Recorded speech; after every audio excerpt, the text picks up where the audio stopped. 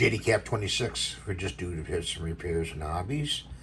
And yes, you're looking at a shoe. That's my new shoe. You should have seen my old shoes. They're about 7 or 8 years old, and they were so deteriorated, I was so embarrassed to even show you them. But these are my new shoes off of Amazon, and they're 10 and a half, and let's turn it around so you can read it. And that's what they're called right there. Very comfortable.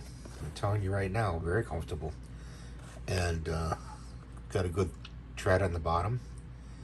And turn it over like this. What's that right there? I don't know. That's something, some sticker of some kind. But very comfortable to wear. So I could have got a 10. You know, could have went one size just slightly smaller. But I highly recommend these. They're nice. They come in different colors. You can get them in black. You can get them in this color. This color is supposed to be khaki, but to me it looks like a gray.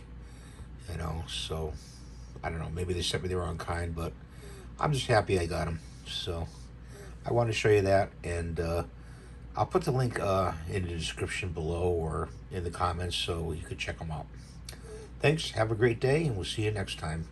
Rate and subscribe.